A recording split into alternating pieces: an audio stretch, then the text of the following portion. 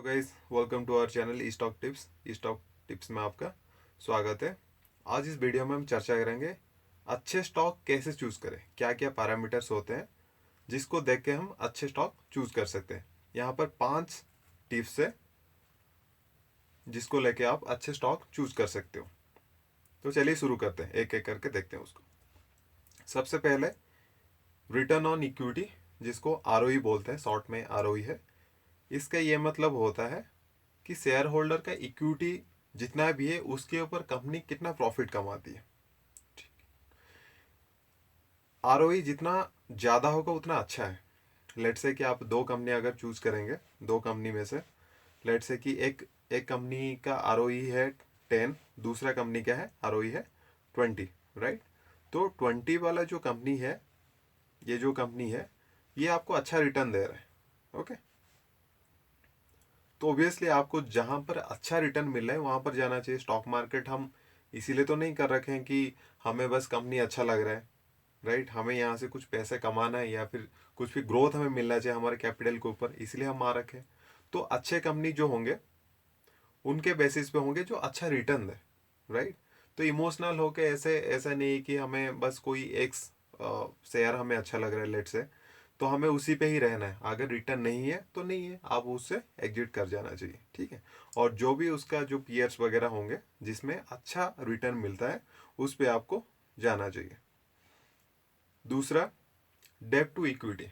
डेब्ट to equity का मतलब है कंपनी का जो इक्विटी है, कंपनी के जो शेयर है उसके ऊपर कितना कर्जा है, कितना लिएबिलिटीज है, राइट। तो लेट्स से कि जैसे कि कर्जा को डिफाइन करते हैं इसमें डेब्ट टू इक्विटी में अनुपात में, ठीक है। लेट्स से 1:1 है, ओके। तो इसका मतलब है अगर शेयर का, अगर मान लीजिए शेयर का प्राइस 1000 रुपीज़ है, तो इस 1000 रुपीज़ में 500 डेप्थ से आया है और 500 जो भी ओनर है, ठीक है, या फिर प्रमोटर है तो उनका है। तो इसको 1:1 के हिसाब से बोलते हैं। तो जितना कर्जा कम होता है एक कंपनी में उतना अच्छा होता है, क्योंकि अगर एडवर्स कंडीशन कभी भी आए तो उनको लोन में इंटरेस्ट वगैरह नहीं देना पड़ेगा, ठीक है। और वो ज़्यादा प्रोबेबिलिटी रहता है कि वो सरवाइव कर पाए, ओके। तो आपको इस पे स्पेशली खास ध्यान ध्यान रखना पड़ेगा। तो जिस कंपनी का कर्जा कम हो आप उस कंपनी को लेना चाहिए। तो मतलब ये एवरेज देखा जाए तो आपको हमेशा डेब्ट टू इक्विटी जो रेशियो है 1 के नीचे ही होना चाहिए, हमेशा 1 से नीचे होना चाहिए। 1 से ऊपर अगर हो तो अच्छी नहीं है। अगर लेट से कि 1:2 कहीं पर बोला जा रहा है, ठीक है, तो इसका ये मतलब है लेट से कि 1000 शेयर का प्राइस है तो उसमें 666 रुपीज़ ये डेप्थ है, कर्जा है। और जो ओनर का जो पैसा है 333 रुपीज़ है, ठीक है। ये दोनों को सम करेंगे तो हमें 1000 मिल जाएगा, ओके। तीसरा है प्रमोटर होल्डिंग्स। प्रमोटर होल्डिंग्स आप ऐसे कैलकुलेट कर सकते हो लेमन टर्म में। तो जितना उनका इंटरनल प्रमोटर है, जो भी कंपनी ओनर वगैरह होंगे वो उनका है।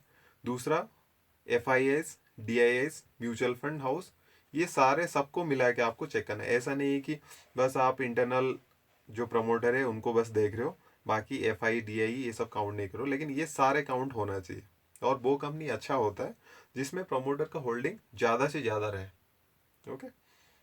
आप हमेशा कोशिश करना है कि 50% से ऊपर एटलीस्ट प्रमोटर होल्डिंग होना चाहिए। मतलब 50% इन द सेंस कि ये FI DIS mutual fund and जो इंटरनल उनका प्रमोटर होंगे वो सब मिला के होना चाहिए, ठीक है। चौथा है मार्केट कैपिटलाइजेशन। तो मार्केट कैपिटलाइजेशन का ये मतलब है कि total number of shares alerted by company, एक कंपनी कितना शेयर अलर्ट कर रखा है और उसका करंट मार्केट में उसका प्राइस क्या है, ओके। तो आप ये कोशिश करना कि एटलीस्ट 300 करोड़ एंड एवव वाले कंपनी को आप चूज करना। ऐसा नहीं कि आप 10 करोड़ वाला कोई कंपनी है उसको चूज करते हो, ठीक है।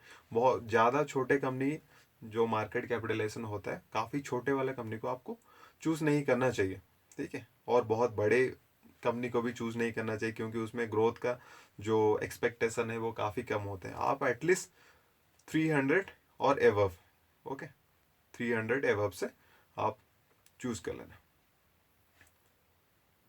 लास्ट है pleasing of share. Pleasing of share का ये मतलब होता है कि कभी कभार कंपनी को कुछ पैसों की ज़रूरत होती है, ठीक है। तो वो कंपनी क्या करती है, अपने पास जो प्रमोटर के पास जो भी शेयर है, उनका भी तो कुछ वैल्यू होगा ना, तो शेयर को वो क्या करते हैं, बैंक के पास गिरवी रख के उनसे कुछ पैसे लेते हैं, ठीक है। तो लेकिन ये काफ़ी कंपनी के लिए अच्छा नहीं है, कभी ये कंपनी के लिए अच्छा नहीं होता है। इसलिए आप कोशिश करना है कि जिस कंपनी में ये प्लीजिंग ऑफ शेयर ज़्यादा हो रहा है या फिर दिन पर दिन बढ़ ही रहा है, तो उस कंपनी को आप अवॉइड करना चाहिए, ठीक है। और ये कोशिश करना चाहिए कि कंपनी में शेयर प्लीज ना हो, राइट। अगर है तो आप वो उस कंपनी से बाहर निकल जाना चाहिए, ठीक है। तो हमने इस वीडियो में देखा कि हमने रिटर्न ऑन इक्विटी के बारे में जाना, डेब्ट टू इक्विटी के बारे में जाना, promoter holdings, market capitalization, pledging of share. तो ये 5 पॉइंट को आपको हमेशा ध्यान में रखना चाहिए और आप इसको लेके एक बार खुद ही चार्ट में जाके देखिए, ठीक है। जो भी कंपनी में आप इन्वेस्ट कर रहे हैं, तो इन सब में ये सब है या नहीं है, राइट। कहीं ऐसा तो नहीं कि आपका रिटर्न ऑन इक्विटी काफ़ी कम हो फिर भी आप एक्सपेक्ट करो कि ये काफ़ी ज़्यादा बूम हो, तो इस तरह नहीं होता है, ठीक है। चलिए एक बार समरी को डिस्कशन कर लेते हैं।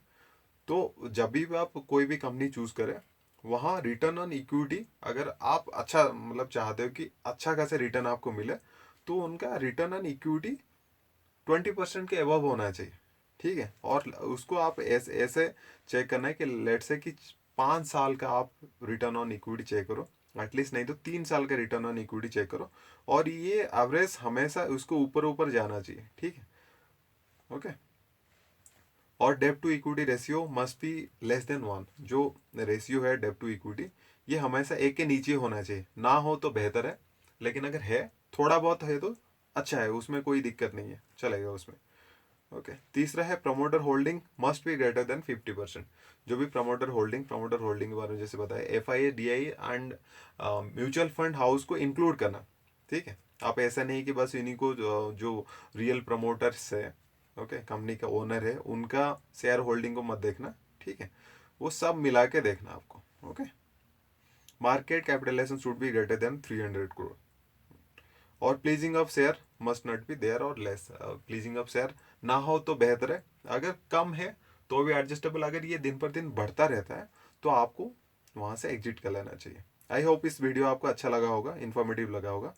अगर इस वीडियो आपको अच्छा लगा तो लाइक एंड सब्सक्राइब करना। और ये हमारा टेलीग्राम चैनल है ई स्टॉक टिप्स, जिसके माध्यम से हम आपके साथ कम्युनिकेट कर पाते हैं या फिर कुछ प्रेडिक्शन शेयर कर पाते हैं। दूसरा, अगर ये किसी पर्सन को कोई सीरियस इश्यूज है और हैंड होल्डिंग सपोर्ट की ज़रूरत है, तो वो हमारे ईमेल estocktipspro@gmail पे हमें कांटेक्ट कर सकते हैं।